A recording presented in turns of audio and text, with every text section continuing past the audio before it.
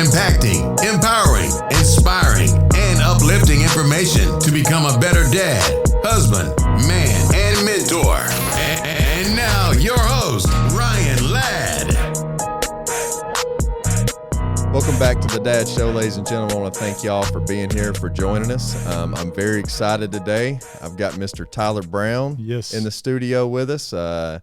He's going to give us some great insight into his life and what he's got going on. He is the executive pastor and the generations pastor, is that correct? Yep, at the Grove Church. At the Grove Church here in Kingston, Tennessee. Man, he's just been an inspiration in my life, and Tyler has done a great job of spreading the word and being in the community, man, and I'm really inspired by that aspect of you and just enjoy what you're doing. So if you don't care, take just a minute, introduce yourself, open up, and let everybody know who they're listening to, man. Yeah, like I said, my name is Tyler Brown, executive pastor at the church, but you've been an inspiration to me as well, man. I know when I first got here, I heard about y'all like pretty quick and the things that y'all were doing in the community, and I had no idea what the Kennedy Ladd Foundation was, but you see that everywhere. You see that little logo. I've got a hat with that. I should have wore it today. Yeah, you should have. Yeah, I know. Yeah, I was thinking. And man, I kind of pressed into that just to see, like, because I'm all about community and being in the community, and y'all were everywhere, and so getting to hear y'all's story and the way you talk about your kids, man, it's been inspiration to me as well. So I want to tell you that too first. I appreciate that. But yeah, so I'm generations pastor at the Grove, so I deal with students, deal with really all the different ministries, age group ministries of the church, and really help out in different ways. Love getting to preach, love being in this community. Been up here for about 10 years now, so yeah. So you say been here. All right, where are you from originally? So I'm originally from right outside Nashville, Hendersonville, Tennessee. All right. Yeah, I got a ticket there one time. Did you? My bad. Might have known them. Just north of Nashville is where we're at, yeah. Okay. So, grew up on a 50-acre farm with my whole family. Wow. Yeah. My mom and my granddad and my meemaw, they had 5 kids. And so 4 of them all lived on the farm, 50-acre farm. And then one of them, the oldest, lived like a mile away. So we have a big family. Wow. And are they still there? Or yeah, everybody's still there. Really, my cousins, I have like 30-something cousins probably. All of them are still around that area. I was like the first one to like move off, and I only moved like 2 hours away, but I got you. Still, it was different. I hear you. That was tough though. You grew up on a farm, man. I did. Like, yeah, I looked like it, right? Farm hand and everything else. Like strong. We had cows, we had cattle, we had a bull, we had chickens at one time. Had a little garden. We did have cattle and we did beef. Like so, when I say we did it, there was people that did it. I would cut the grass. I remember my granddad got a tractor that had the enclosed and had AC in it because he was getting older. So I rode that a lot. Yeah, I rode that a lot. I could do it, Yeah, I got I'd have to do stuff every so often, but I like basketball, so I was inside a lot. I understand. Yeah. So you went to high school there. You played basketball, I assume, through any other sports through high school or anything? Yeah, I played I played a bunch of different sports. Really, I played baseball. I wound up stopped playing baseball after my freshman year. It was baseball's a long season, right? And I really like basketball and football. Our football team was pretty good, so I stopped doing that too. Didn't want to do that because it cuts into basketball season. Exactly. And so I ran cross country for a minute. I did tennis for a couple of years. My junior and senior year, I think I did tennis. Wow. And then played basketball, yeah. Dude, that hurts my ankles to think about tennis, man. I like it. We did like an all sports challenge for basketball preseason, and we went out and played tennis, and the girls basketball coach was the tennis coach. And so he was like, hey, I need you to come play. Wow. Like, all right. One of my friends played. He was a pastor too. And so I got out there and played with them, and it was fun. I like it. Heck yeah. How was your childhood? Like, you're in the ministry now. Was that from bringing up or, how did that happen? I grew up in, my family they're very tight knit, right? There's a bunch of it. There's probably one of my best friends is my cousin, and he has 3 brothers. 2 of them are twins that are my brother's age. And I was a senior, he was a junior, and my brother and the twins were freshmen. So we were all in high school at the same time.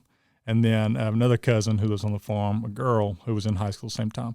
So when I was the first one to drive, like in that little group, we had older cousins too. Yeah. So I'd roll up in my Maxima, and we'd roll about 6-7 deep in that Maxima going to school, because it was probably 5 minutes down the road. Oh yeah. Could have walked instead of drove. Yeah. Right? So, but I was cool, I had a Maxima, I had to drive. So super close family, man. But we went to church together. My granddad actually helped start a church. There's other people involved in it, but so anytime the doors were open at church, we were there, so grew up going to church, doing all the different things. RAs, Warrior Ambassadors, remember that? Yeah, I do. Oh yeah, that. come on, Having I was the an RA. vest and Yeah, all oh yeah. all the little patches derby and cars and stuff. Yep. Yeah, so I did that. Did Bible drills, all those different things. Went youth. When I got a little older, I was 16 or 17. I was going into my senior year of high school. And Long Hollow is a church that I came from working at, and it had blown up. It had gotten just exploded. Good pastor came in, good ministry leaders that were there. So I was going over there quite a bit and helping out. But at my home church, we had different youth pastors coming and going. And going into my senior year, there was a church camp that my church was doing in Covenant College right outside Chattanooga. And I didn't want to go. Just being honest, because it was with that church, and I knew the setup was going to be, and I was already going to church camp with Long Hollow, and but my youth pastor that just got there, he said, "I need you to come. Like you're my leader. Like if you come, there'll be other people come. I need you to come." So I was playing basketball that weekend. I wound up driving up there with my mom. Well, she drove, but I had to drive up the mountain. She's afraid of heights, and so I get up there, and man, the whole camp, even at camp. So one of my friends that did go, I was like, let's mess around, because we split off into different groups. So it was like me and this guy named Miles, and he'll probably listen to this too, and some Sorry, Miles. mixed with other churches, right? Yeah. And so they put us in groups with like random leaders, and so Miles the whole week acted like he couldn't speak to a leader, like he was so shy he wouldn't. So anytime they would ask a question to him, he would like lean over my ear and just go, pss, pss, pss, pss, and I would just make something up that he said, like all week. And then like there was a sports camp too. So like the last day we were out playing soccer, and that was his sport. And he's yelling, talking, telling people where to go and stuff. And I'll never forget, the small group leader went up to his mom and my mom and said, I really think I got to him. Like, you see how open he's being, how loud he's being. And my mom and his mom had no idea what she was talking about, that she had like really worked hard on him. And so we got in trouble for that one. But at that church camp, the pastor did call to ministry, and I remember sitting there. I can tell you exactly where I was, like the seat I was sitting in, like I could see it vividly. Wow. And he asked the people who felt called to ministry to stand up, and I couldn't help it. I just stood up. And I remember Miles, he was like, "What are you doing?" There's no guy to Jared, and he was on this side, Miles on this side. Miles was like, "What are you doing? Sit down." I was like, "I can't." And he told him to come down. I started walking down. I went out the right side on the far of the wall, and I walked down front, and he was like, "Dude, get back here. You don't know what you're doing," And felt called to ministry. That's where it was. I don't know why. I just felt like God was tugging on my heart. So my whole senior year, like that's where my mind was. Mm-hmm. Started really getting involved at Long Hollow, really getting involved at my church, like really trying to pour in and help. Any Bible study I could do, I would do it.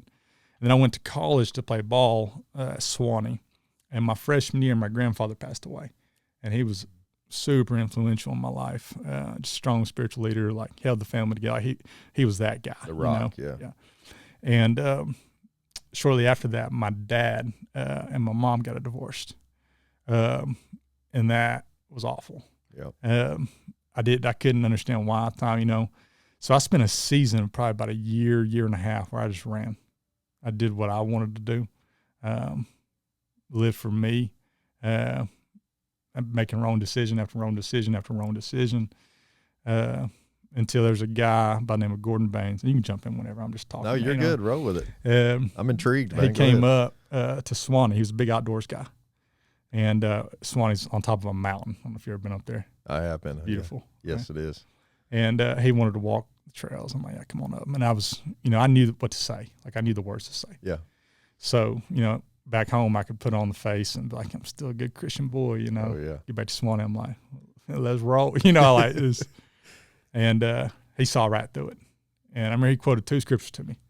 James 1, verse 2, consider it pure joy, my brothers, when you face trials of many kinds. Testing your faith produces perseverance. And I wanted to punch him in the face. I'm like, I'm not happy. There's no joy right now. I'm mad. Yeah. I'm mad that my grandfather's not here. I'm mad that my mom and dad are divorced. I'm mad. And then he quoted Romans 8:28. God works all things to the good of those who are called according to his purpose. And I was like, I don't know how he can make this work for his good, you know. And shortly after that, I broke. Like it was probably 2 nights later, I was praying. I'd put my Bible away, man. I'd stop praying because I felt like if I prayed, God was just going to get me, you know, convict me. Exactly. And a couple of nights later, I just broke down, called my dad and forgave him. He was working nights at the time. And our relationship's fantastic now, but at that time it was hurt. Called my brother because I was the oldest of my brother and sister, and asked for forgiveness to them because I wasn't there for them, you know, during that little span of running. Mm-hmm. And then I was like, man, I don't know if I can still do ministry, you know, at that question, like what I'm going to do now. Yeah. And I get a call after during my junior year, and it was from one of my buddies who I play tennis with, actually. He's in Colorado. He's in Colorado now, pastoring a church, planting a church. But he said, what are you doing this summer? I was like, I don't know, playing ball, on a pro-am, working. He goes, nah, you're not doing that. You're working at the church. I'm not working at the church. You know, like you got to like apply for that. You got to like, there's a lot of people that apply for it. I'm not going to get in, all this stuff. And he goes, nah, you're working. He said, I'll call you back in 2 weeks. Call me back in 2 weeks. What are you doing this summer? Playing ball, working out, you know. He goes, no, you're not. You're coming to the church to work.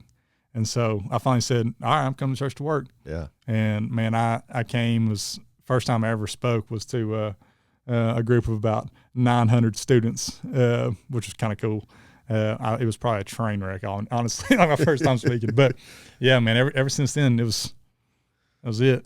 You know? So I want to dissect a couple of things there. It seems like, and I'm guilty of this as well. Not guilty of it, just experienced it.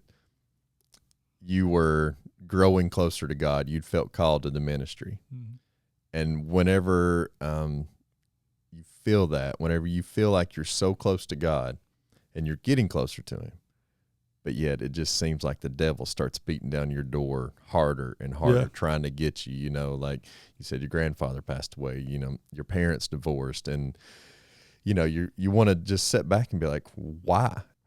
I'm trying to grow close to you. Why are you beating me down? You know what I mean? And you know, like you want to turn away from God. You want to start doing the worldly things and pleasing everybody. And that's so easy to do. Like, but I want to kind of hit on your grandfather as well while we're on this topic. Like you said, he was a big influential in your life. Oh yeah. So like, what is some of the things that he influenced? And then we'll dissect more into what you just talked about. But yeah, I want to hit on that while we're there. So the first thing, man, he was just always there and always working. Like he worked extremely hard for my family, for my whole family, with the cattle, with the farm, with the things that he did early in life to set him up to be successful, but not only for himself and my meemaw, but for the whole family. And I love that. I'm a big family guy. Like I love my family. I got you. Love them. For ride or die, you know, we do everything together. Yeah. We'd cram in their house. They had the smallest house on the farm, but we'd cram in there on Christmas, Thanksgiving, you know, all the things. Because I mean, he built that, you know. So that's one of them. Another one is he's the first person that told me that I'm not good at singing. Everybody else lied to me, you know, all growing up. So he finally told me. So he's an honest man. You're not good. You know, he actually said he'd sit in his chair. We called it Granddaddy's chair. He'd sit there and we'd be in the back room, me and the cousins and stuff, my brother, and he'd be like, hey, turn that racket off, because I was singing. I was like, dang, Granddaddy. He goes, it's not good. And so like in church, you know, the church plays or whatever, I never I get the speaking parts, but I would never get the music parts. Exactly. I didn't know why till then. Now you know. Yeah, he told me. And I got a prayer, it's out on a hard drive at my house now, it was on my old phone, of him praying. And it was, so good. He was good, man. Always at church. Made sure we were all at church. You know, if one of the family missed church, you know, they'd get in the call from Granddaddy, because we'd all go eat after. So, you know, it was stuff we did. You know, exactly. He was good at keeping everybody together, keeping everybody moving forward, thinking ahead. You know, that's just who he was. So, what's one thing that you feel like he instilled in you I got you something good.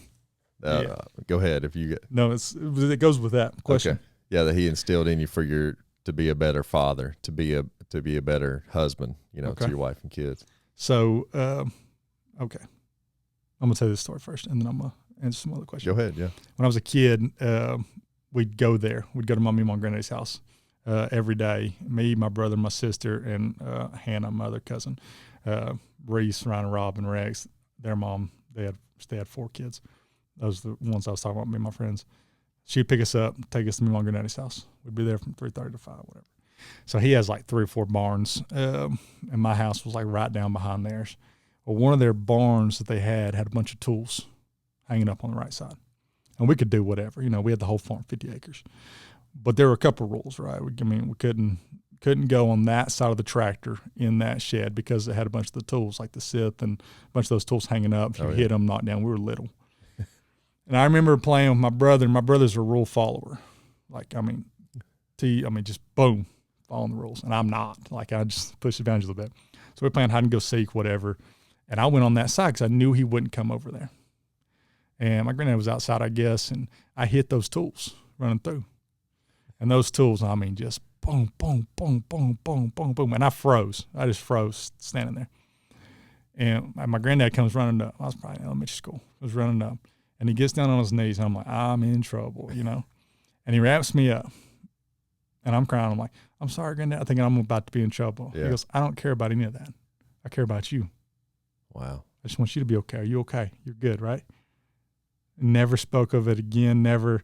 He showed me just that grace and mercy he showed me in there. Like, I was wrong. Yeah, exactly. I'm the one that screwed all this stuff up. Could have got hurt or whatever, but all he did was show me grace in that. Wow. Yeah. So Brings that's chills to me right now. Yeah. So that's one huge thing. Almost like he was hitting his knees, thanking God that you were okay instead of, worrying about busting your butt. Yeah. He just wanted to make sure I was okay. Yeah. I never got in trouble for that. It was just that grace and mercy. I love it. Just the way he loved the family, the way he loved my meemaw, the way he took care of her. Just passing that down onto me, the way he was at church, the way he made sure people were at church, the way he put God first. Yeah. He has an old truck that I'll probably get one day. My mom has it now. It's an old Ford truck, 2-door.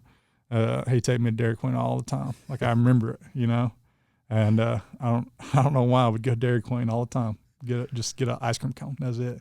That's kind of the rock in my life is my grandfather as well, man. And he's still living. Thank the good Lord. He's 93 years old. He goes and works out 2 days a week. Dang. But the same way, like, he loved my grandmother like no other. He took care of her. Like, my grandmother, I don't even think she knew how to pump gas because, he did everything for her and took care of her same way. Like, in the community, he's out helping no matter what. He told me one day I was helping a buddy, and he's like, man, that's the best thing that you can do in your life is help somebody. Yeah. No matter what, as long as you help somebody, you're good. Just continue to help every day. And I'm with you 100% because my grandfather is my rock. Now, I love my dad. Don't get me wrong. But he retired at a young age, and they lived like almost, same concept, like right next door. So all I had to do was go over the railroad tracks down to Granny and Pawpaw's. And I went down there. I'd even played sick from school just so I go hang out with Granny and Pawpaw all day. They were right up our hill. So we had a little trail that he put together that we just literally walked right there in his backyard. And we talk about this a lot at like Thanksgiving and Christmas stuff. He used to pay us $1 a piece to clear off the carport when it got warm, to put the stuff up $1. I'm like a senior in high school getting paid $1, to do this. I'd do anything to do that for $1 again. You know what I mean? I agree. Let's kind of go back to the divorce. Yep. Like, do you feel like it was everything together? Like your grandfather passing away, your parents getting divorced, that caused you to turn? Or do you feel like that one crushed you more than the other? And I think I'd say probably the divorce affected me more. Mm-hmm. It happened after. I think I could always go to my mom and granddaddy, like if I had something, if I needed advice, I'd go up there. My meemaw would make me, Cheerios, sugar and milk with extra sugar, yellow cake with no icing. Like, exactly. She knew what to do. Banana pudding. Like, oh yeah. She. Oh gosh, I love my grandmother's banana pudding. Yeah. Man. Come on. Wow. So good. So she she would take care of me that way. My granddad, though, he would speak truth to me, and so I didn't have that to go to. Plus, I was off at college. I was playing basketball. It was right before or right when season had started. So I was in the thick of that. And I knew it was coming, Yeah. My dad had been wanting, I knew he was trying to talk with me multiple times, like in the past little while. And I avoided it, like on purpose. Yeah. He was having an affair with my mom. And I didn't know to what extent or whatever, but so I had avoided it, and he finally had me it was actually at my mom's house. We were working on something in the back bathroom, and he told me he was going to live with my aunt and his sister. And I was mad, man. I literally stood up, walked through the house. There's people over. I don't know what we were doing. There's people over, and I got in my car and drove back to Swanee. That was the first time I'd ever drank or done anything, Yeah. that night. And man, I was that was mad. the straw that broke the camel's back there. Yeah, that moment. I was angry at him. My parents divorced after, I think, 32 years of marriage as well. And it's like, man, my aspect and what I seen was my parents had poured so much into us, my brother and I, through our lives that, and it was literally like 6 months to a year after I moved out of the house that they were divorced because they had, lost each other. Yeah. And taking care of my brother and I, they had lost their relationship. Yeah. I remember back at my old church, the preacher was talking about, like, love your kids, but your kids are going to grow up. Yeah, they're going to leave. On, right? Yeah. Like, be sure you nurture your relationship, whether your husband, your wife, because they're not going to leave. Yeah. They're there unless, obviously a divorce happens or something like that. And, like, that's one thing that I think that the viewers can take home today is that, later on in life, like, it's still, I can see it in your face. Like, it still affects you. Oh yeah. Today. No, yeah. And that people out here that, what is it? 52% of people get divorced. Like, once you get married, you're already at, decreased odds of making it. And, like, people need to realize that, yes, it's about me and you getting married, but whenever you have kids and you bring that into the mix, like, it is a lifelong decision that affects people for more than just a year, And it affects, like, so I think a lot of it probably had to do with that, and they were young and now looking back, like, you see it different, right? Than when you're in it, when you're living it. When I was a kid, I didn't know anything, Exactly. Our relationships have been, you want to go Taco Bell, that's been about it, so let's go to prom together, so looking back now, you see both sides and different things that go on just in life, but it affected me, like, with my relationships with my different girlfriends before I met my wife, and even with my wife too, like, you have that in the back of your mind, like, not making the same decisions or doing something differently. So one thing that I do every single day, except for on Tuesdays and Fridays, because I get up and play basketball at 5:30, is I pray for my wife. She's better than me, so she wakes up at like 5:30 every day, 5 every day, and works out and does her quiet time and all that stuff. When she goes to leave for school, she's a teacher. She leaves about 7 o'clock. She'll come over, and that's when I wake up, and I pray over, and then I get up and do my quiet time and stuff before I get the other kid ready. That's so awesome. So I pray over every single day, and I don't. If I miss it or something happens, like, you can tell. Now there's some mornings where, like, there's one morning where I was praying for our dishwasher. She goes, "Is our dishwasher messed up?" I was like, "No," because I was still out of it. I was still asleep. But that time is important. Important to me. And so I think that's one of the. Sorry, I didn't mean to cut you off there at all. But I think that's one of the strongest bonds that you can have in your marriage is praying together. Yeah. Being present with each other during prayer time. Even if I said this on a podcast a while back, that even if you're not speaking out loud, just being next to each other, with your hand on each other, however, and praying, your marriage will just absolutely start. Now the devil's going to come attacking, obviously, but man, I unfortunately, I didn't experience that until my kids, till my daughter was diagnosed with her rare disease. And then my wife and I would go in there and we would pray over her while she was in her crib and, you know, at the hospital and any treatments and stuff like that. And then that's whenever we started praying together and, you know, spending that time together and really growing. It's so powerful, man. It's so, and I think that's awesome. Y'all do that. And your kids see that too, right? Yeah. Like now it makes my heart happy, but if we ever start eating, we start doing something and we forgot to pray, Walker will call us out. Like he'll say, "Hey, nope, we didn't pray," and he'll get mad about it. And I like that, you know. Or at nighttime, like me and Abby kind of split who's taking him to bed. He comes in our bed before he goes to bed. And like one night, Abby took him up to bed and didn't pray that night. And he was telling on her the next morning to me, like, "Mama didn't pray last night." I was like, "Oh," you know, it's fun. Naughty. Yeah. So they see that too, man, and they, you know, it's an impact on them. Lincoln likes to lead prayer at dinner. Like he led that prayer at the golf trip, and my dad was crying like a baby, man. Yeah, he's gotten so that started going off on a rabbit hole here, but he went to a birthday party, and you know the mom it wasn't even his birthday party. We was at another house, and the mom's like, "Okay, pizza's here. I'm gonna bless the food," and Lincoln raised his hand and said, "Can I bless the food?"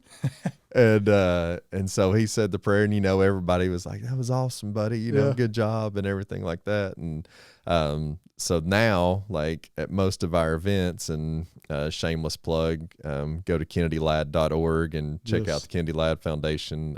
We have a nonprofit raising funds for research for a cure for MPS I Hurler syndrome, which is what both of our kids have, but. We have multiple events throughout the year, and we've got sound systems set up with microphones and stuff of that nature. And mostly, he's starting to get a little shy now. He won't really do it as much. Yeah. But he'll get up and say the prayer. What happens, like, because Walker at first he's do whatever. Now he's starting to get a little more shy. I'm like, I don't want you to get shy. Exactly. Yeah, I love that. That's the way I am. I'm like, no, I want you because. Yeah. People hear adults pray every single day. Yeah. You know, like if you're on social media, if you're at church, or you see adults pray for the most part. It's getting less these days, unfortunately. But when you see a kid pray, man, like it's different. It is different. Like you almost like they've almost got a direct line to Jesus that, you know, like they're talking to God. Oh yeah. No question. And God's listening for sure. So it says all through Scripture, have childlike faith, right? Like the way my son believes in God, that's how we should all believe in God like him, like the way he thinks about it. You know? I agree. So yeah, I wish they'd keep that because it'd change the world probably. I wish. I'm with you. I don't want him like, no, don't get shy. Yeah. Continue what you're doing, buddy, because you're doing big things, and you're going to continue to do big things. Absolutely. So. Spoiler alert, you've got 2 kids. We moved on into that. Yeah. Walker and Kacen, and then your wife Abby. So did you meet Abby back home on the farm, or? No, I met her up here.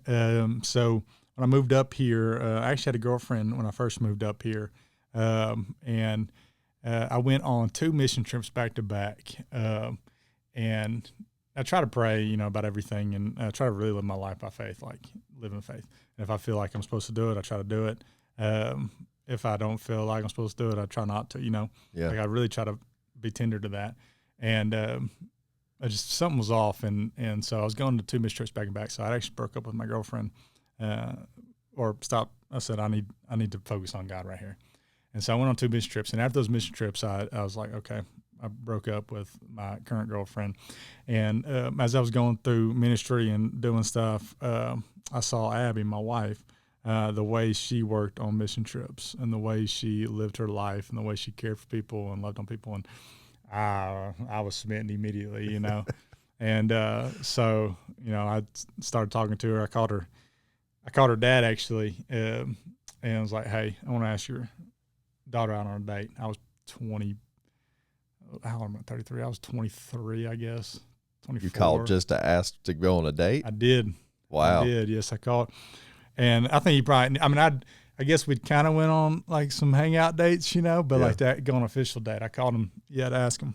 She was coming back in. She was, it was the end of her, I can't remember exactly when it was. She had her student teaching to go basically. And so I asked to go on a date with her, if he'd be okay with that. He's a deacon at the church too, so, so he said, yeah. So I took her to Big Ed's and we went, there's like some trails over there. So we went hiking, which was terrible. I'm so dumb. Like she was all dressed up, she had like her, but we went hiking. And then there's another So trail hold up. like You went. So for those that don't know, Big Ed's is a big pizza place. Yeah, yeah. And so you We went and ate. filled up on pizza, Yeah, we ate too. and then went hiking. There's some trails over there, yeah. And there's a You trail. were smitten for this girl. She I had you was. crazy, didn't Yeah, she? yes, for sure.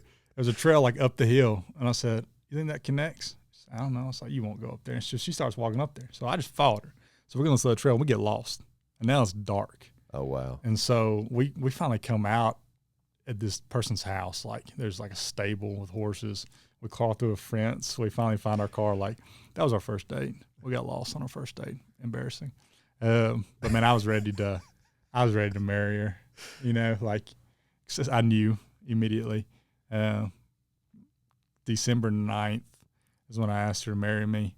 I think December, the week before that, is when I asked her dad if I could marry her, and I was so nervous. I didn't sleep like at all that night. But yeah, so December 9th, I know is when I asked her to marry me at the church. So I'm kind of curious because whenever I went and asked my wife's dad, I didn't ask for to go on a date, but I asked, for a hand in marriage. And dude, I bet you I talked about 5,000 topics for probably 3 hours before I ever got the courage, to ask him, hey, I'm thinking about asking your daughter to marry. Can I? So that was your cover because mine was long and off topic forever. And then I was like, hey, can I ask your daughter to marry me? So looking at it now, it's like, I don't know why I was as nervous as I was, because we have a great relationship. We had a great relationship before this. But I told him, I texted him or I called him, I can't remember, on Saturday. And I said, hey, can I come and meet with you at 6:00 tomorrow morning? It was a Sunday morning. And he was like, yeah. So, I mean, I think he knew, I know he knew because my mother-in-law was at the door waiting for it to be over so he could see the ring. She could see the ring, So he knew. And so, and my father-in-law's an awesome man. I don't know if you met him, Mike Walker. Yeah. Yeah, he's awesome. Yeah. So I sat down with him. He's not a man of a ton of words, right? Yeah. And so I said, I had everything rehearsed in my head, like how I was going to go, and we get there and he's like, you want some coffee? And he drinks it black. And I was like, yeah, I'll take it black. I did not take it black at the time. Now I can drink it black. At the time, I didn't. I can't drink it at all, no. man. I've tried to drink it every way to Sunday, and I can't drink. I love the smell of it, but I can't drink so it. good. Yeah. That's why I've got an energy drink sitting here. So the conversation probably took about 5 minutes, And so I talked to him, and he wanted to make sure she finished up her student teaching and stuff. I was like, yeah, for sure. Like she got to work, she got to make that money too. Oh yeah, a pastor, bro. No, it was good. It was a quick conversation, but he knew my heart. Like I'd spent so much time over there. Yeah, it was good. Like you said, when you just know, It was May. I remember it was May now when I called her dad and asked her.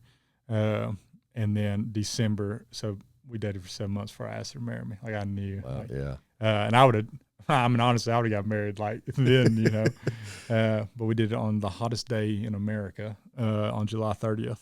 Wow. And I remember that because she changed her email address to whatever at 730@gmail.com.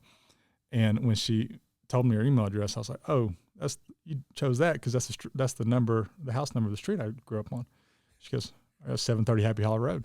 She goes, are you serious? I was like, no, and then now I remember. So that's how I remember my anniversary is 730 because that's the street I grew up on. Luckily, my wife made ours easy, 9/10/11. Oh, that's September 10th, 2011. Yeah, so I can, but then I get twisted up. I'm like, was it 8, 9, 10? Was it 10? Like, so you're married. How old are your kids now? I got a 4-year-old and a 2-year-old. 4-year-old and a 2-year-old. Yeah. Man, I want to go back to those days so bad. Like this time, I asked Walker the other day. I mean, he thinks I'm his best friend, right? Yeah. And I want him to think that. And I'm, like if he does something wrong or something, he's like, "Am I still your best friend?" I'm like, "Yeah, dude, come on," That'll never change, bro. Yeah. He said, I asked him the other day, I was like, "You gonna live with me forever, me and your mom?" He said, "Yeah." I was like, "All right, cool. I'm holding you to that, No, it's such a fun age. Man, they're so different too. Yeah. Which is crazy. I didn't think they'd be like they're total opposites. So is one wild, one's chill? Like Walker is sweet, chill, wants to, hold my hand, cuddle, wants to not go crazy, hold the door for people, like super sweet. My other kid will rip your face off, Now he can be sweet too, but man, he's in his own world, man. Yeah. Kacen. And he's 2, is that right? He's 2. Yep. Yeah. He wants to do everything his brother can do.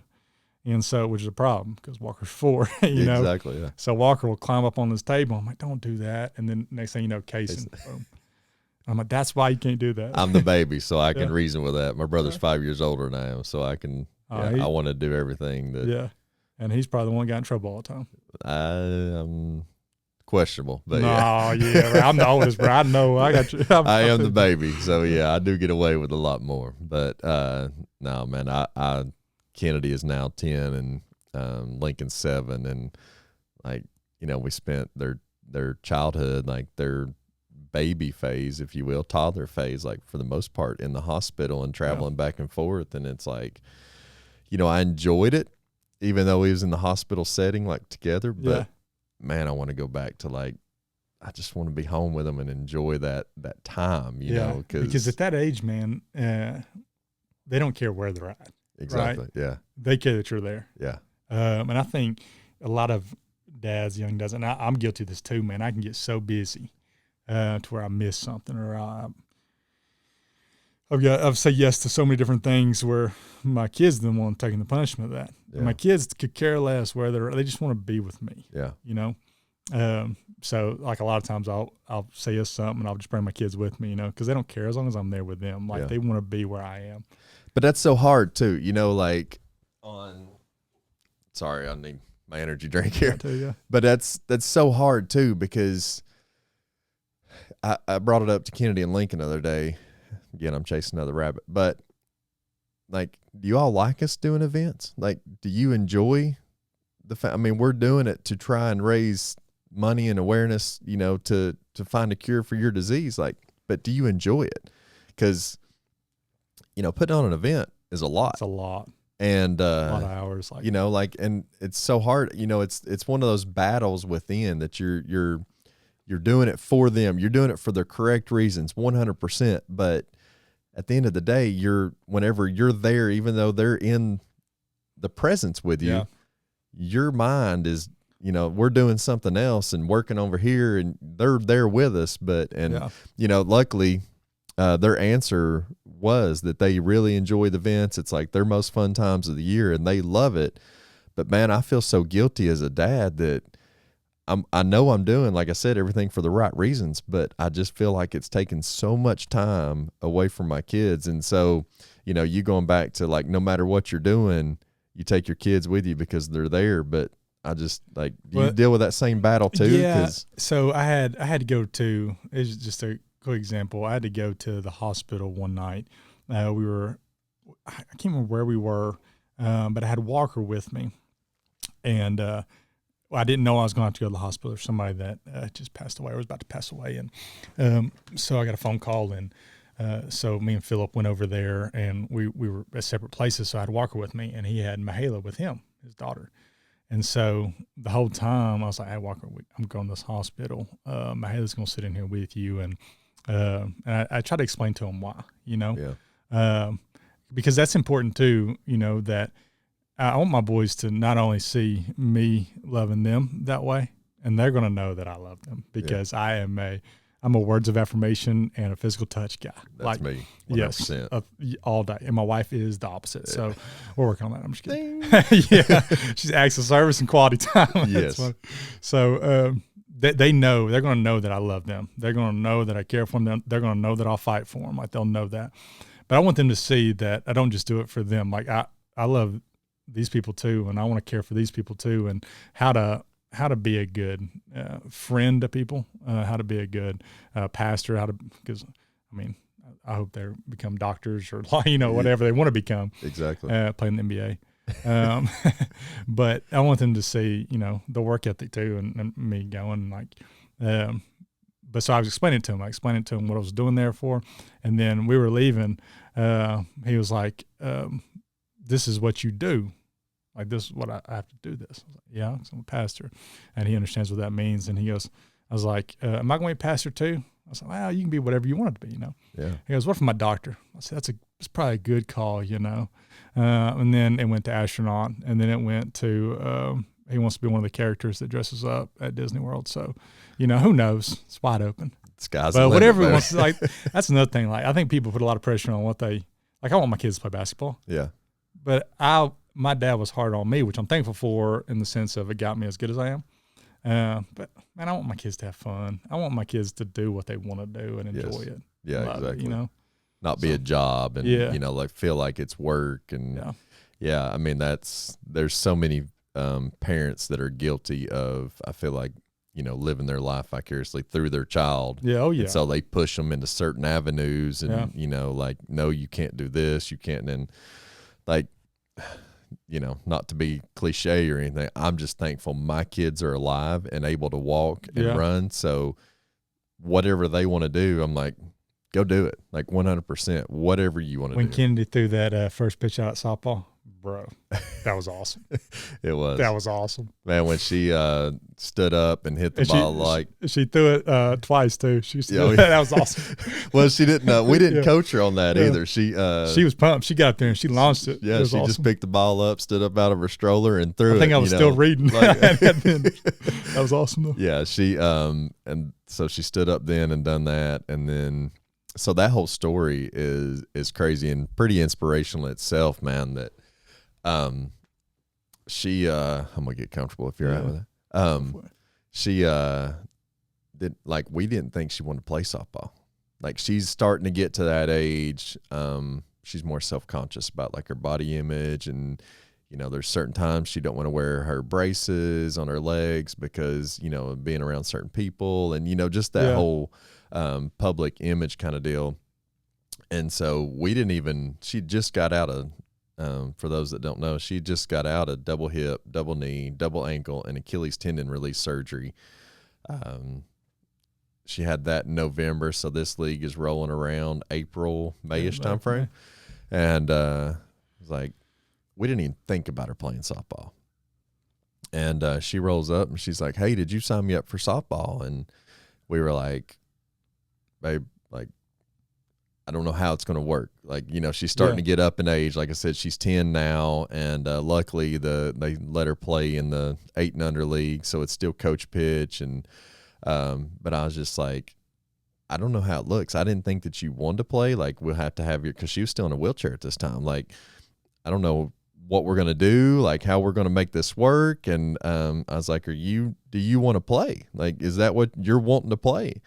And because I thought she may just want to, like go hang out on the bench or, just go in the dugout with the girls or whatever. And she's like, no, I want to play. Come on.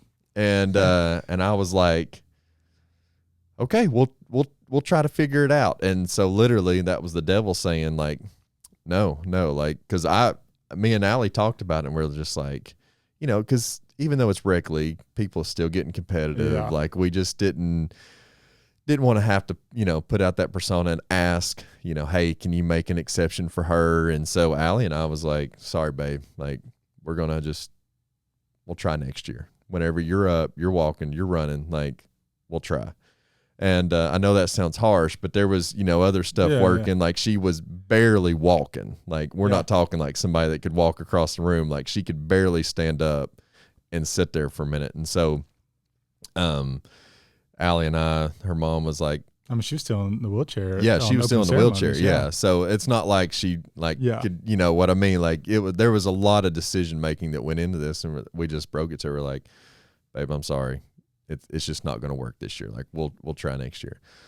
And I don't remember the time frame, but I'm going to say like within an hour, the director calls Allie and was like, hey, I noticed you didn't sign Kennedy up for softball. Like, and Allie's like, I'm just going to talk out loud and be honest. Like, this is our feelings. And she said, I don't care. You sign her up for softball. We'll make it work. And God showed you ain't in control. exactly. You ain't gonna make my decision. Yeah. And so we did. Was like, babe, you sure you want, like, this is how it's gonna work? Yeah. More than likely, you're gonna go on the field. I'll push you on your wheelchair out in the field. That's where you'll stay. Like, if ball's hit to you, you'll ground it and you'll throw it as good as you could. Whenever you go to bat, like, I'll push you up in your wheelchair. You'll stand up. You'll hit. We'll have somebody run for you. Like, is this what you want to do? And 100%, man. She was like, heck yeah, I want to do it. I want to play. And so that's so awesome. she did it. And man, I there's so many, that's just God showing out, dude. For sure. You know, because there's been so many, just like you saying, like her standing up and throwing that pitch, just how inspirational, how emotional it was. There's been so many people come up and say, man, like seeing her stand up out of that wheelchair and hit the ball, you know, is so touching. And hearing, so I'd push her up there, and I'll try to show a video of this in the B-roll if you're watching on YouTube. But I'd push her up there, and while I'm pushing her up there, you know, like I said, it's starting to get competitive. Like, we're getting to that age group where, you know, they think their kids are going pro and stuff like that. Yeah. And so all of them, even the opposing team, was like, come on, Kennedy, let's go, Kennedy. You can, you know, like they were cheering her on too. And so, you know, it made me emotional. And about every time I pushed her up there, I just wanted to ball up and cry like a baby because, you know, just the whole situation. It was so touching, man. And that, like I said, that was just God showing out to just, you know, like, you're not going to make my decisions for me. Sorry, Dad. I'm taking over this one. So that's awesome. It was great. But the video that you're watching is of our 9-year-old daughter, Kennedy, who suffers from a rare genetic disease called MPS I Hurler syndrome. She had double hip, double knee, double ankle, and Achilles tendon release surgery back in November of 23. This is in April, early April of 24, and she's up hitting a softball. She was down on herself. We didn't even think she was going to play softball this year. She wanted to, but we didn't know how it was going to look like. We didn't know what was going to happen, but God made it happen. As a matter of fact, we had told Kennedy, hey, we don't know exactly what's going on this season. You're not walking, because in, you know, early March-ish, middle March, she wasn't really walking. She wasn't taking any steps. So we didn't know what the season was going to look like. We knew she wanted to play, but we just didn't know how we could make it happen. So we broke the news to Kennedy. Sweetheart, I'm sorry, but I don't think we're going to be able to play softball this year. She said, Daddy, Mommy, I'll hit from my wheelchair. I'll field from my wheelchair. Even though I can't walk, I can't run the bases, I still want to be out there with my team. And we just still was like, baby, we don't know how it's going to work. We don't know how the organization's going to feel. We don't know, you know, any of the specifics. It was just up in the air, and we just wasn't sure. So we broke the news to her. Not 10 minutes later, the director calls and was like, hey, we noticed that you haven't signed Kennedy up for softball this year. Does she not want to play? What's going on? Is everything all right? And my wife was on the phone and was like, we just don't know what it looks like. She wants to be out there. We're just not too sure what's, you know, like how it would work or what it would look like, or, you know, her wheelchair, her, you know, we just don't know. And so we actually just broke the news to her and told her that it just probably wasn't going to happen this season. And that director said, you bring her out there. If she wants to be out there, we'll make a way for her to be out there. And my wife was like, it's just crazy, and it's a God thing, 100%, that you just called, because we just told Kennedy that we don't think it's going to work this season because of everything that would have to take place and how much work would have to go into it, and, you know, just the organization, whether it would work or not. And the woman said, bring her out there. We will be sure that she plays softball. We don't care what it looks like. We want her out there.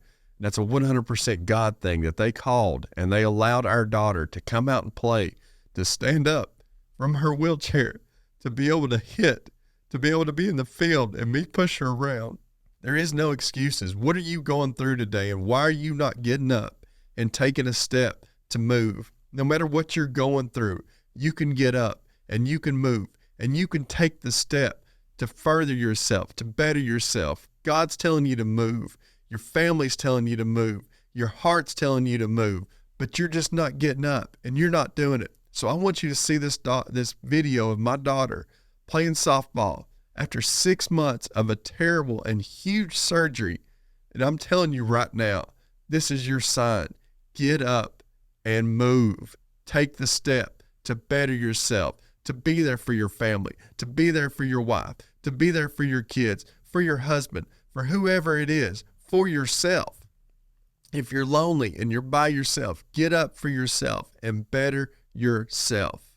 Everything is telling you to move, but you have to take the first step. You can do it. You can do it. I can imagine like what y'all are walking like is when we had Walker, so he's 4, so I was 28. We brought him home, like we went to the hospital, and I remember they told us at this point, she was like 36 weeks, 37 weeks. At the appointments, take your go bag, right? Yeah. And so I remember packing a bag. His first kid, never done it before, right? And so it was during COVID too, which was weird. And so I couldn't go into her appointments anymore. I know. We did a lot of weird stuff. I agree. I hate COVID, but so she, oh well. You know, I'm sitting up there. I'm in the parking garage, and she texted me and said, "My blood pressure's high, so they're gonna take me over here to just check it, monitor." And I said, "What's that mean? What does that mean?" Yeah. She goes, "I don't know. They said if it didn't come down, then we'll probably stay and have the baby." I'm nervous as heck. You know, she's going up. She's checking in. I can't talk to her. Yeah. So I went to the gas station right there next to it because I couldn't go in yet. They were going to get her in a room and then I could come in. And when I got to the gas station, I had to pee. Like I was so nervous. So I went in and peed. I was getting gas. I was calling my mom, calling my dad, calling her parents. I was calling everybody I could think of, calling Phil. I called everybody I think of.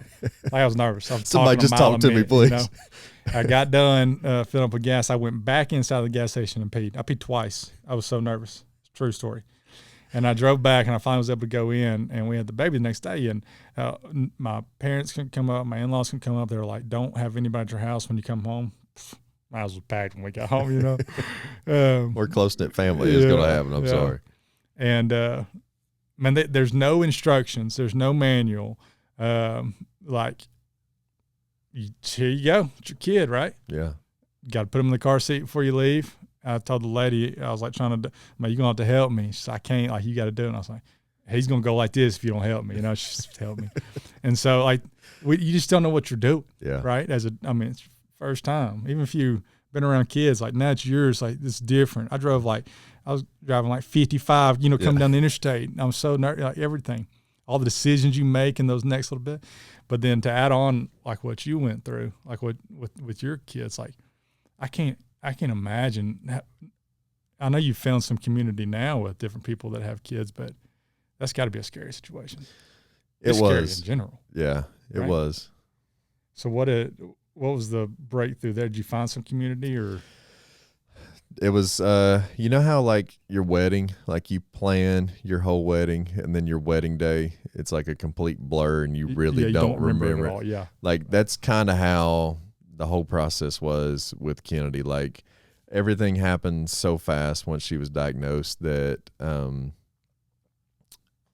we were doing it. We were making decisions, but looking back, it's so blurry. Like I know how we done it because we turned to God 100%. Yeah. Our church family, God, and community got us through 100%. But looking back, like those decisions, man, I'm like, I don't know how we made any decisions because it was. I mean, it literally is like a blur of that time. And wow, yeah, that's a good one. Like you said, turning to God 100% and praying like everything, we started to do that. One of the hardest decisions that I had to make as a dad. So a little backstory. Whenever we had Kennedy, I was that dad that was watching YouTube videos on how to change a diaper like a week before she was born. Because I'd never changed a diaper. I'd never done anything. So, you know, like being that type of person of, like you said, having to feed a baby, having to take care of a baby, having to make sure that everything is taken care of for that baby, that they're 100% protected. Yeah. When she was diagnosed, we had to make a decision at 10 months old of whether to remove one of her ovaries to freeze it to be put back in later on in life to give her the opportunity to maybe have kids later on in life. So somebody that had no experience with kids, and now my daughter I just had 10 months ago, you're wanting me to make a decision of whether she can have kids later on in life, because I didn't know it. Women are born with all the eggs they're ever going to have. And so the chemo and everything that she was going to have to go through to prepare for the transplant was going to basically kill off all her eggs and not give her an opportunity to have kids later on in life. And so, or this is what the doctor said. I know God, determines otherwise. But yeah, we had to make a decision. We didn't do it because it was going to cause another surgery. MPS kids, whenever they get later on in life, some of them aren't independent. And so whether to be able to take on another child or not. And it wasn't guaranteed. Obviously now, if you're a quote unquote healthy human being, you're still not guaranteed to have a child. So those three factors, and just praying about it, God, lead us in the right direction of what we need to do. And so, you're going back to what you initially asked about how we did it. We had to pray through every decision to make it. And that may be try to put pieces of the puzzle together, maybe why it was such a blur, because we wasn't the ones making the decisions. God was leading us in the correct way to make, the decisions that needed to be made. Cause I mean, nobody's built to be able to take on those kind of decisions, that kind of, No. And having to do it that quick and right out the gate. I mean, I couldn't, I don't know, I mean, you just it's almost like it's game time. Let's go.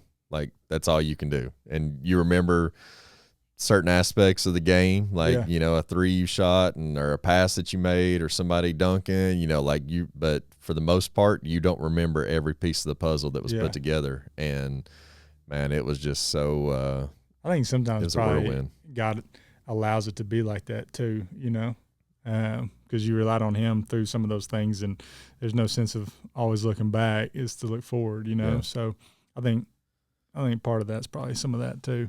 There's a reason that the windshield's so big and the rearview mirror is so small. Because you just need to glance back and see where you've come from and then keep pushing forward. So you had Walker coming into your life, and then you had Kacen a couple of years. I'm trying to just not speed through the story.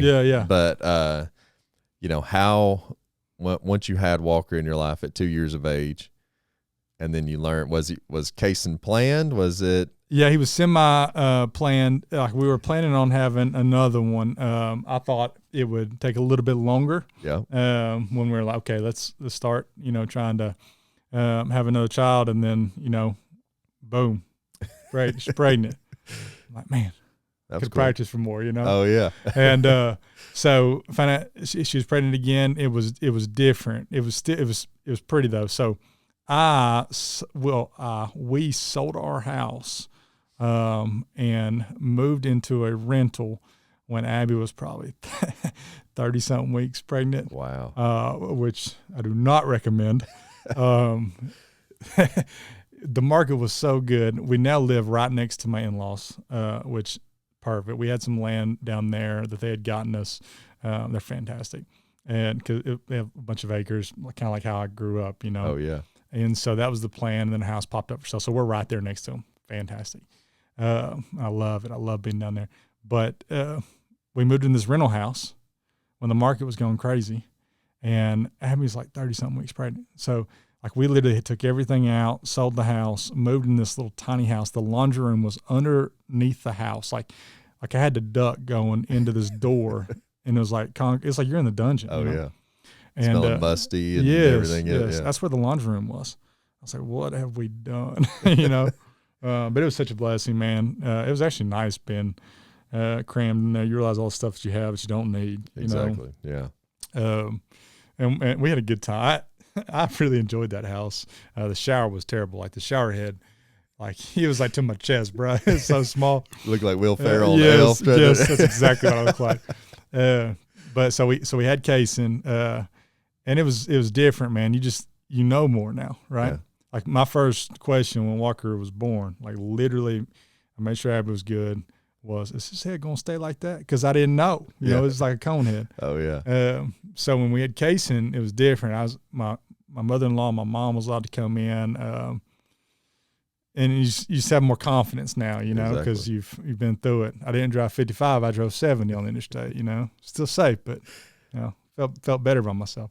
Walker was pumped about it. You know, it was a cool time, and it was good. Now, as they've gotten older, like as he's gotten older, he had some like some skin stuff, so we had to change his form. Some of those things were a little bit different than Walker. But as he's gotten older, his personality and Walker's personality, seeing their personalities is so fun. Yeah. Like seeing them kind of the kind of person they're going to be. And Walker is very much has talk to anybody, give somebody a hug, hold the door for somebody, love you. Wants to tell you he loves you. You're his best friend. I'm his best friend. Dalton's his best friend. You know, everybody's his best friend. Hold your hand. I mean, someone's not getting played with, he's going to play with them. Oh yeah. Sweet. But now if you tell him he's in trouble, man, he'll fall. I'm sorry. Like he just gets down, like wants to fix it. That's like more like my wife. And now Kacen, that dude is different. He's just nonstop. He's got to eat. Yeah. He loves eating. If you feed him, he's good. He's funny. He's very funny. He'll Hulk smash anything. But man, he's just different. He wants to do it by himself. Don't want you to hold his hand. Like he just wants to just like go. Lincoln, man. Yeah, he just wants to go. So independent, dude. Yeah. So that sometimes it's frustrating, you know. Like we're at Disney World, and like the whole time I'm thinking we can't lose Kacen. You know, he's runs off, does his own thing, and we lose Walker, we went there. Was it last week? Fall break. We lost Walker. It was awful. He was holding the door for. Have you been to Disney? I have, yeah. You know the little treehouse thing? Yeah. At Magic Kingdom? Yeah. So we get off that. He's holding the door for people to come through. I'm like, Kacen's walking around literally saying Hulk smash like this. Because he was just Hulk at the Halloween thing. So I'm with him. I'm like, Walker, come on. He goes, no, I'm holding the door. Being a good kid. Oh, yeah. So I tell Abby, Walker's right there. Well, Mimi and Susan and Mike were there too. So they all start walking this way, and no one has Walker. Crap. So immediately everybody's freaking out, like looking around. I went back to the jungle, that little treehouse thing. I was pushing kids out the way, like I got to find them. I'm at the top looking out, nowhere.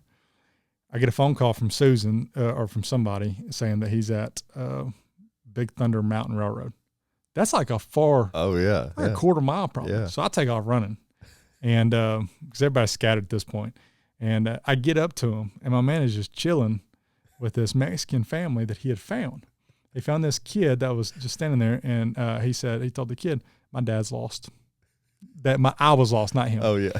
And so he took him up there, and they scanned his band or whatever, and they called Susan, and that's how I found out. And so when I get up there, he's literally in the middle of this family eating their snacks, like telling a joke, like they're all laughing. You know, and my heart's been in my stomach, like. So I run down there, I get on my knees, and I grab him, and he goes, where'd you go? You got lost. And I'm like, no, you got lost, dude, you know? And then Kacen was the one I was worried about, and it was Walker. Walker he was just losing. Yeah. When you got down there to him, that's what I was about to ask. Did you get on your knees and hug him just like I sure your did, grandfather exactly. said? And I wasn't mad at him. You know, I was just happy he was there. And then Philip made this comment when I was telling him about it, and I mean, I didn't think about it this way, but he had so much confidence that I was going to find him. You know, he never panicked, never cried, and that when he told me that, I was like, that's awesome. You know, I didn't even think about that, but he was like, knew I was coming, knew I'd be there. And that's stuff that you've instilled here. You was talking about earlier. You know, your kids know 100% without a doubt. Yeah. My dad loves me. Like, my dad's proud of me. My dad's going to take care of me. My dad's going to be there no matter what. Yeah. And, you know, that goes a long ways, that you've been present and you've instilled that here at your house and around the community. Travel all the way down to Florida, and he's, you know, hanging out with a bunch of people. Yeah. My dad's coming. I'm good. It's funny. But yeah, that family came up, and I thanked all them, and the grandma came over. She was talking in Spanish, And I could pick up just bits and pieces. Yeah. And the kid like dapped me up, gave me a big hug. Like, he was like, I got him. I was like, my man, and then one of his dad or his uncle came up and he was like, what she's trying to tell you is that Walker came up to him and he was with him the whole time and stuff. I was like, that's awesome. It was just cool. It was good. That's one of my biggest worries, man, about Disney. Is, we have those air tags too. Those air tags. Oh, yeah. And that was the one day we didn't put the air tags on them. Like, why would we not put them on it? I seen this is a good little tip, is to cut the little tongue in their shoe and stick it in there right in the front. So, they don't know that it's there and nobody can really find it. Yeah. If they come up and, trying to do something bad, but yeah, like it's hidden and that's good. So that's pretty neat little. Kacen would take his shoes off though. That's Lincoln. He runs around barefooted all the time.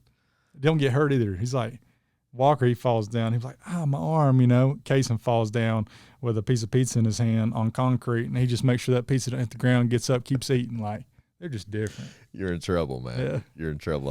We cannot get Lincoln and Kacen together because it will not be good at all.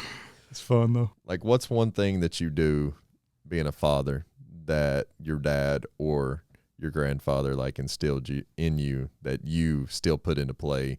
I know you said that you love and you're the rock of the family, like you want to be close knit like your grandfather. Yeah. But like, is there one thing in particular that you can remember that either you learned by watching your dad or your grandfather? Both.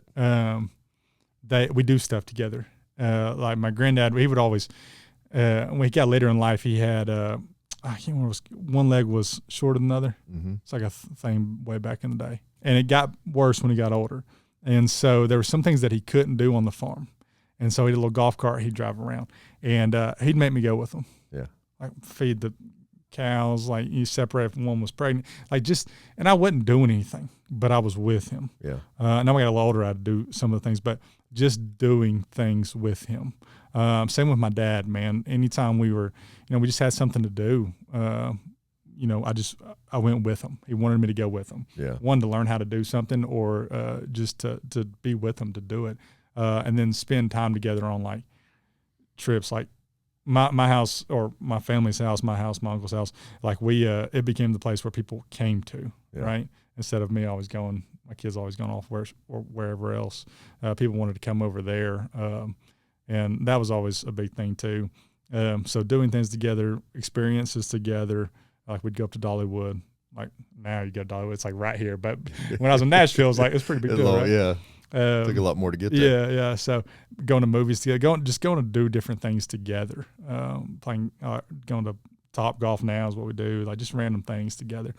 So I do that with my boys, right? And I try to, if I'm doing something downstairs, like, come on, boys, I'll show you. Walker wants to, they get their tools out or whatever.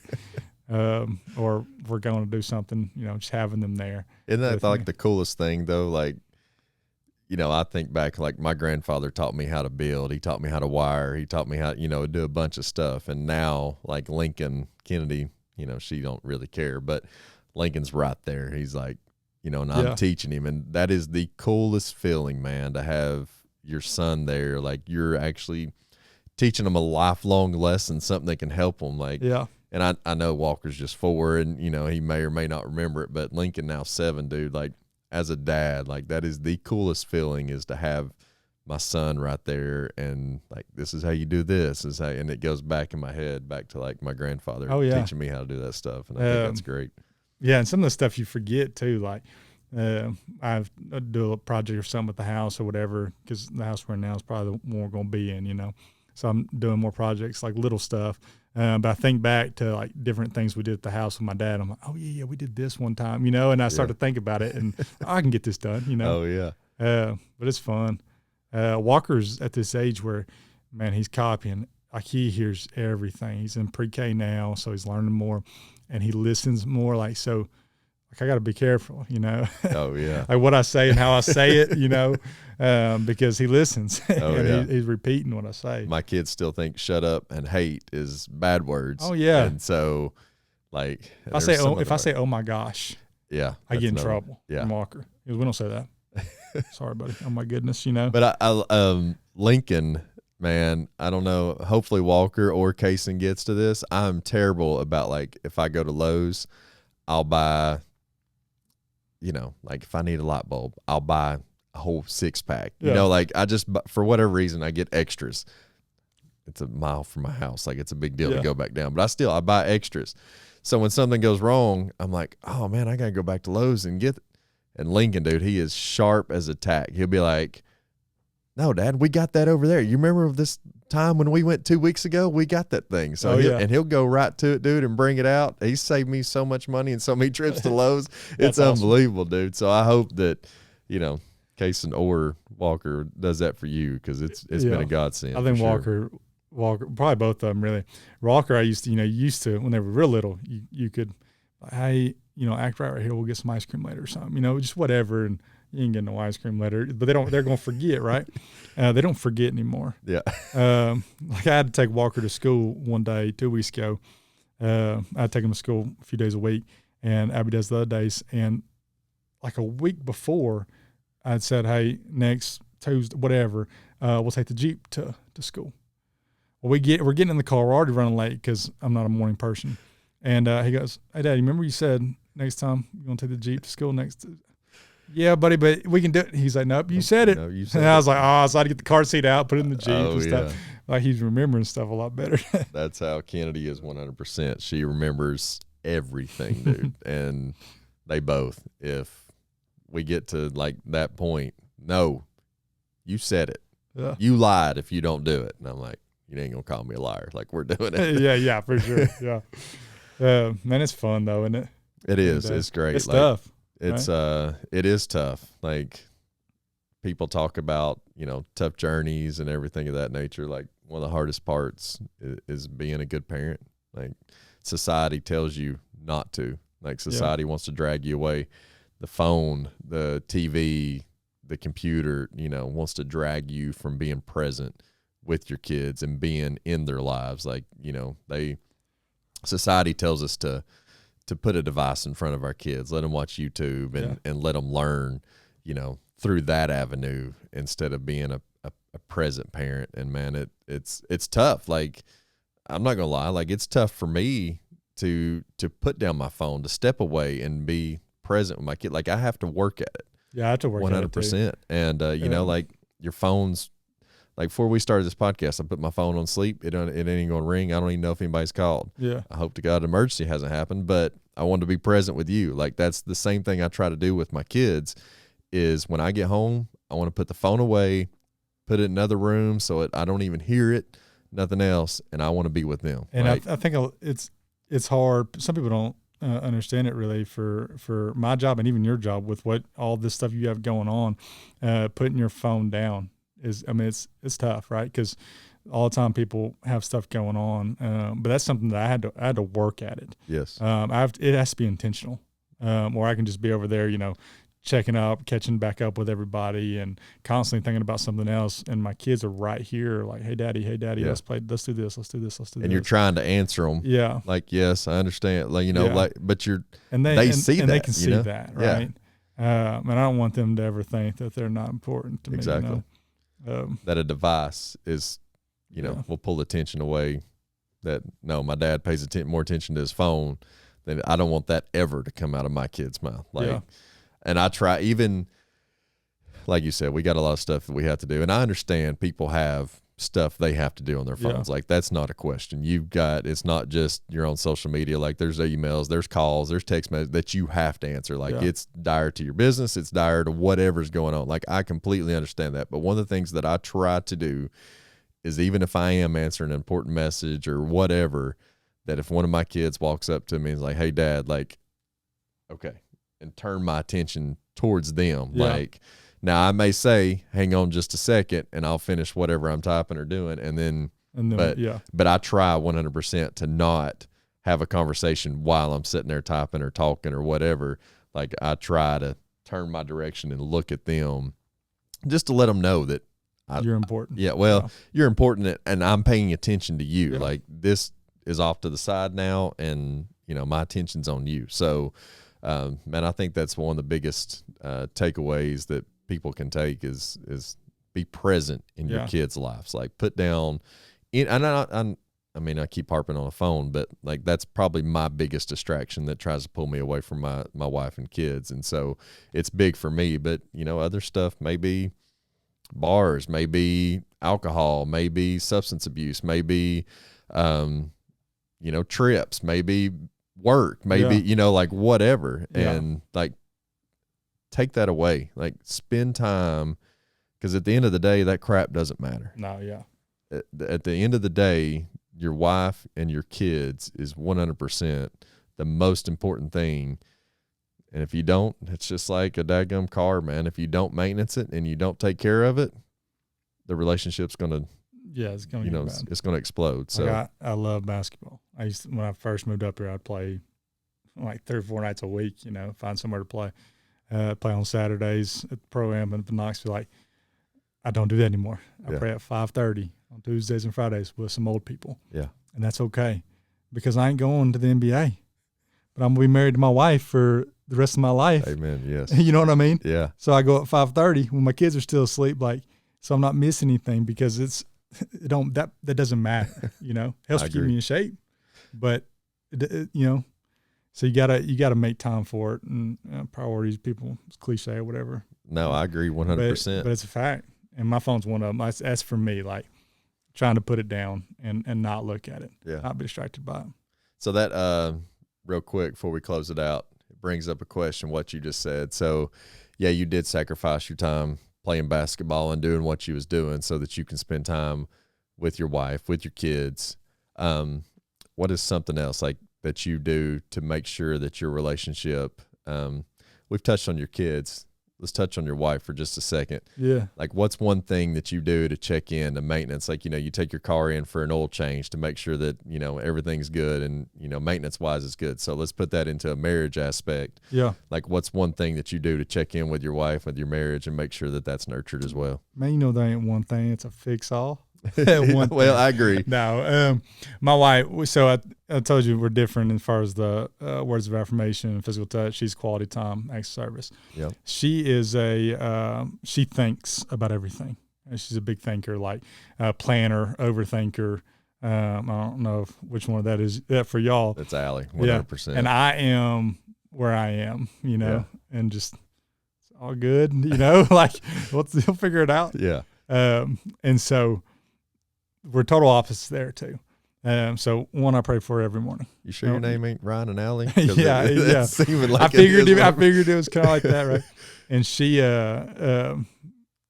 know, she overthinks everything or thinks about everything. I don't want to say overthinks about everything, but I'm thankful that she is the planner, right? Because I'd go miss so many things if she wasn't.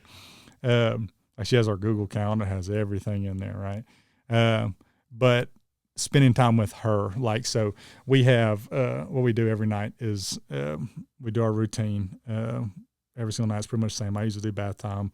She'll come up there too, but she does some other things, and then we put Kacen in bed, usually together, and then Walker comes down with us into our bed, and we used to say 5 minutes, and we put like a 30-second timer on there. He didn't know, but now he knows. So we do like a 5 or 10 minutes where he's with us, and then we put him in bed, and then that's like our time. Where we're together. Yeah. So whether we're watching something, talking about something, whatever it is, like we do it then in that moment. And then she goes to bed way before me. So she goes to sleep, and then she still has like 5 questions that she wakes up and asks me until I go to sleep. But just let me go to sleep. So we have that. No, I'm not going to sleep. I start my own TV show or do my own thing, and I have to pause it. And like, so it's just different. So. That we making sure we have that time, that communication. Like I communicate less at home than she does as far as between us two, because I talk to people all day, every day.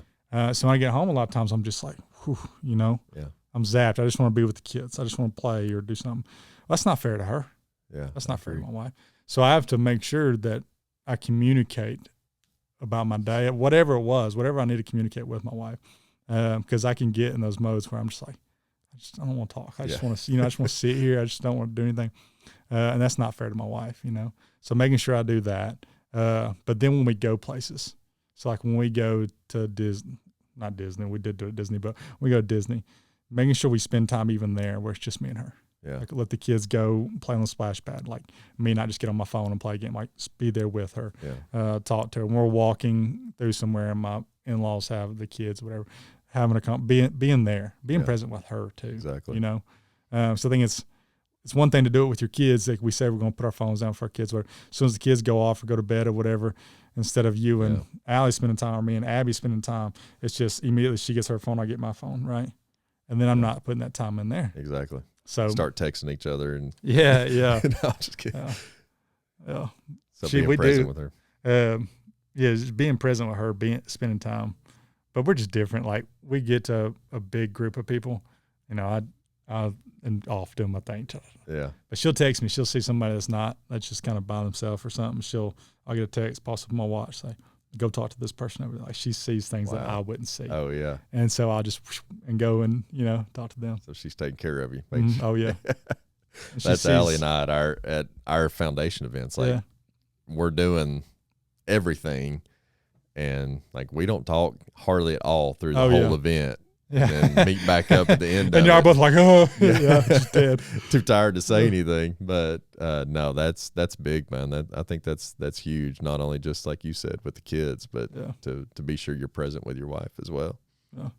And then just getting away and trying to get away. I hate getting away without the kids though, but like even when we do get away with the kids, like still having that time. Yeah. When you're away. I feel so guilty. Like I think Allie and I have taken like 2 trips, just us. Yeah. And it's just for a few days, but I feel so like it's that true story. Like, yes, we get away without kids. And then like after the first day, you're like, oh, they enjoy doing that. Yeah. Oh, they enjoy doing it. Like you feel so terrible. Like we got our golf trip this weekend, and like I'm excited about seeing my dad's coming. I'm excited about seeing him and his buddy and playing with the guys and stuff. But I'm gonna miss the kids and miss my wife. You know, like exactly. I'm not gonna sleep good. I know I'm not gonna sleep good. It just I don't know. It's just you different be out of now. your routine with your kids, man. I agree 100%. I mean I don't try to steer away from that. Yeah. But like I do in a way. Yeah. Like I just. Oh yeah, you change your decisions, right? I want to be with my kids. Like if we're going somewhere or doing something, the guys at work, firemen are terrible about it. Like, hey, let's go out and hang out and just us guys. And I'm like, with my daughter and my son. Yeah, I'm sorry, man. Like I want to go home and be with my family. Yeah. Like I don't. Y'all go have your good time, and I know it's hard for people to understand that. But man, I love. Like even just my wife, like I love being with my wife, even if the kids are at school or whatever, like just us hanging out. Like, yeah. I think it comes down to boundaries too, because a lot of people have problems with giving that up, right? Yeah. To choose their family. And it's not, you don't have to completely give it up. Yeah. But you figure it out and you create boundaries to where you're not spending all this time over here. I play at 5:30 in the morning, like when that's not fun, for the most part. I'd much rather play when I'm woken up and, but you make decisions like that. You make sacrifices for your family. That's what you're supposed to do. I agree. Growing up, maturing, figuring out what matters 100%. And we're still growing up, right? Oh yeah. No, I'm a big kid. Being a dad's hard. And that's something that you can make yourself always question, like, am I doing a good job? Yeah. Like, are my kids really learning what they need to learn? You could ask those questions all the time. That's the devil wanting to try and like, no, you're not doing it. Yeah. Because there's a million things you ain't doing. Exactly. Right? You got to get out of your mind. Just be there with your kids. Yep. Do it. Be present. Yep. So, man, I don't want to take up too much more of your time. Is there anything? Good. I don't know how long we've been going. I don't either. I kind of glanced at the clock. Is there anything that we didn't hit on that you want our viewers to take home today? One thing that one little nugget that you have that you may be holding on to, or anything of that nature? Man, I just love on your kids, man. Tell them you love them. Make sure they know. Like, I promise you, Walker, if you ask Walker who loves you more than anybody, he's going to say me. Yeah. So I tell him all the time. Kacen, he'll say Hulk, probably. I don't know. But he will eventually say me too, right? Like, they're going to know, and they're going to think that I think they're the greatest thing. You know what I mean? Oh, yeah. Because I tell them I'm proud of them all the time, That's what I told my kids the other day. Lincoln done the pledge at school is what he told me when he got in the car. And he's like, are you proud of me, Dad? And I was like, dude, I'm proud of you. There's nothing you can do that's going to make me more proud. There's nothing you can do that's going to make me less proud. Like, you're going to make me happy. You may make me sad or mad, but I'm proud Yeah. of you. No matter, you don't have to do anything to make me proud. Like, it's there. You've got that ticket 100% all your life. There's things you can do to make me mad, but Yeah, for sure. Yeah, disappointed or whatever. Exactly. But I'm still proud of you. So yeah, that's huge to Walker, be sure your kids know that. Yeah, Walker's playing soccer. As we just finished out his first year ever playing soccer, and he had his last game Monday, and we just did like skill stuff, and they played like 4-on-4. He didn't score, and so. But I told him before, I was like, man, this is your last soccer, go play your best. He goes, you want me to score? I was like, I mean, sure, yeah, score. I just want you to play hard. So he didn't score. And so we get in the car after, and he's like, Dad, I'm sorry I didn't score. I don't care, bro. Did you have fun today? Like, he's like, yeah, because I was out there with him. He's like, yeah, I had fun. I was like, dude, you played so good. You played hard the whole time. Yeah. You were into it. You didn't you didn't have your jersey over your head or whatever the whole time, or rolling around the whole time. Like you were listening to the coach. You were, you did all these things. You made some really good passes. I was like, I'm proud of you. Like, it was awesome. And then he switched like, yeah, I scored last time, so I thought I would just pass today. Like, okay. Be a team player. Yeah. Ain't no I in team. Yeah, but, I just want him to know, like, you scoring is not what I'm proud of. You scoring is not, you did awesome. Like, you do awesome no matter what. Just get out there and from a sports aspect, like, you're almost more proud of your kid for being a team player rather than, you know what I mean? Like, he don't know. Yeah. He just said that because I told him he passed good, I was trying to give him some help, No. So if our viewers want to go and connect more with you, man, and dive deeper with you, is there anywhere that they can go to get in touch with you? Yeah. My email is tyler@ilovemygrove.com. You can go to ilovemygrove.com, the website, and check out some of my messages and stuff. But yeah, you can email me there. This was awesome, man. I'm so proud and so glad that you was here and had a great time, man. So thank you so much. It's been awesome. Yeah. Appreciate you having me on. Guys, go connect more with Tyler, learn more, dive deeper. If you just want him to pray for you, I know 100% that he would just lend that helping hand as well. So go connect with him and tell him you've seen him on the Dad Show. With that, you can find the Dad Show on all social media outlets at the Dad Show Podcast. As always, we love you. We thank you. We're proud of you. Have a blessed day. Thank you so much. Thank you for listening to the Dad Show Podcast. Please like, review, and subscribe.